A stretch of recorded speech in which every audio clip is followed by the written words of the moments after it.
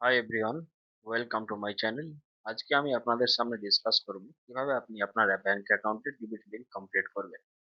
এখানে আমি দুটো জিনিস দেখাবো আপনাকে যে আপনার ব্যাংক অ্যাকাউন্ট কি সত্যি ডিবিটি লিংকের মধ্যে আছে নাকি ডিবিটি লিংকের মধ্যে নেই, নতুন করে আপনাকে করতে হবে।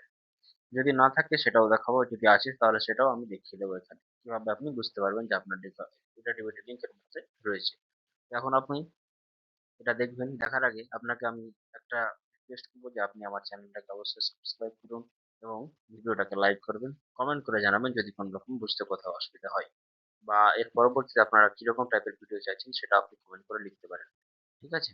তো দেখুন, প্রথমে আপনি গুগল সার্চ বারে এসে আপনি আধার ব্যাংক সেটিংস এখানে লিখবেন। লেখার পরে ফার্স্ট যে লিঙ্কটা পাবেন, ফার্স্ট লিঙ্কে এখানে দেখতে পাচ্ছেন ফার্স্ট লিঙ্ক, যে এই লিঙ্কে ক্লিক করার পর আপনি ফার্স্ট ইন্টারফেস যেটা পাবেন সেটা হচ্ছে এই যে এখানে এসে আপনি লগইন করবেন। লগইন অপশনে এসে লগইন করবেন। লগইন করার জন্য আপনাকে দিতে হবে আপনার আধার কার্ড নাম্বার।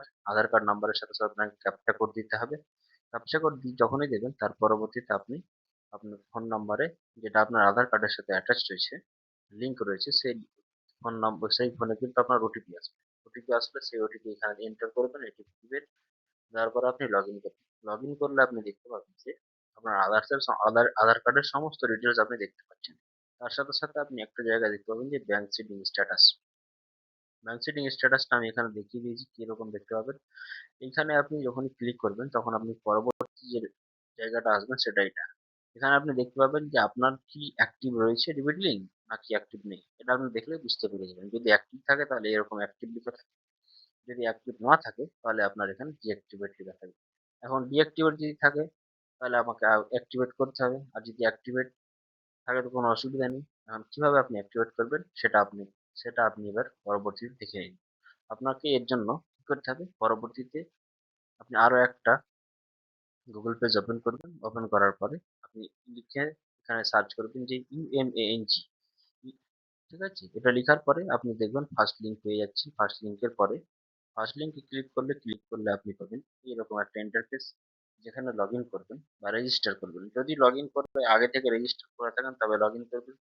যদি রেজিস্টার না করে থাকেন তাহলে আপনি নতুন করে রেজিস্টার করে আপনি লগইন করতে পারবেন। ঠিক আছে? তো এখানে যখন আপনি ক্লিক করবেন, এই যে জায়গাটা আমি রাউন্ড করে দিয়েছি সেই জায়গাটাতে ক্লিক করলে আপনি পেয়ে যাবেন এরকম একটা ইন্টারফেস। ইন্টারফেস আসার পরে আপনি দেখতে পাবেন কিভাবে লগইন করতে হচ্ছে আর কিভাবে রেজিস্টার করতে হচ্ছে তার একটা লিঙ্ক। ঠিক আছে? যদি আপনি রেজিস্টার না করে থাকেন তাহলে এখানে রেজিস্টার হেয়ারে ক্লিক করবেন। ক্লিক করার পরে আপনার কাছে পেজ ওপেন হয়ে যাবে। আপনার ডিটেইলস চাইবে, আপনার মোবাইল নাম্বার চাইবে, আপনার স্টেট চাইবে, আপনি স্টেট দিয়ে দেবেন। তার পরবর্তীতে আপনি এন্টার করে যাবেন। ঠিক আছে? এন্টার করার সময় আপনার কাছে একটা পিন চাইবে। সেটা হচ্ছে আপনার যে এন্টার এমপিআইএন পিন চাইবে। আপনি পিন ৬ সংখ্যার একটা পিন যেকোনো দিয়ে দিতে পারেন। ঠিক আছে? এবার আসার পরে যখন আপনি দেখছেন এখানে সার্চ বারে ক্লিক করলে সার্চ বারে আপনি ক্লিক করার পরে সার্চ করবেন যে এনপিসিআই। এনপিসিআই দুটো অপশন পাচ্ছেন, আধার সিডিং আর অ্যাকাউন্ট ডিটেইলস। তো আপনি আধার সিডিং এ ক্লিক করবেন। আধার সিডিং এ ক্লিক করার পরে আপনি যে ইন্টারফেসটা পাবেন সেটা হচ্ছে এইখানে। এখানে হচ্ছে আধার সিডিং এর যে লিঙ্কটা দেখতে পাচ্ছেন আপনি, আধার সিডিং এর লিঙ্ক। এই পেজটা আসার পরে আপনাকে অন্য একটা পেজে রিডিরেক্ট করে দেবে যখন আপনি এই লিঙ্কে ক্লিক করবেন। এই লিঙ্কে ক্লিক করতে গিয়ে প্রথমে হচ্ছে না, কারণ সার্ভারের অনেক সময় সমস্যা দেখা দিচ্ছে অনেক চাপের কারণে। তো এখন আপনি এটাকে একবার দুবার তিনবার ট্রাই করে দেখতে পারেন স্ট্যাটাস ওই সময়, বা পরবর্তীতে কোনো ফাঁকা সময় যেরকম যে বেশি রাত্রে বা খুব সকাল সকাল আপনি দেখতে পারেন। এমনকি এখনো আপনি মানে একবারেই না হলে দুবার তিনবারে ট্রাই করবেন এই আধার সিডিং স্ট্যাটাস। এইখানে আধার সিডিং এর এই জায়গাটাতে আপনি ক্লিক করবেন। একবার দুবার তিনবার প্রায় আমি যা দেখলাম যে এখান থেকে বারবার চেষ্টা করলে হয়ে যাচ্ছে। ঠিক আছে? এখানে যখন আপনি ক্লিক করবেন তখন আপনি এর পরবর্তীতে যেটা পাবেন সেটা হচ্ছে এই পেজটা অটোমেটিক্যালি চলে আসবে আপনার কাছে। তবে একটা জিনিস একটা মাথায় রাখতে হবে, এই পেজের একটা কিন্তু নির্দিষ্ট টাইম পিরিয়ড রয়েছে, যে টাইম পিরিয়ডটা আপনাকে এখানে দেখাবে। ঠিক আছে? এখানে আসার পরে আপনি যখন যদি মোবাইল থেকে করেন তাহলে এখানে ৩ টে বার দেখতে পাবেন। থার্ড বারে গিয়ে ক্লিক করলে আপনি দেখতে পাবেন আধার সিডিং বা ডিসিডিং। ঠিক আছে? তো ফার্স্ট অপশন যেটা দেখতে পাচ্ছেন আধার সিডিং বা ডিসিডিং, এখানে আপনার মেন কাজ। আধার সিডিং যদি না করে থাকেন এখানে, তাহলে আধার সিডিং এ ক্লিক করলে আপনি পাবেন এরকম একটা পেজ। যে পেজে আপনাকে কি, কি দিতে হবে? আপনার আধার কার্ড নাম্বার দিতে হবে। আপনি কি করছেন? রিকোয়েস্ট ফর সিডিং করছেন, তাই তো? ঠিক আছে। তাহলে এখানে আপনি সিডিং সিলেক্ট করে দিন।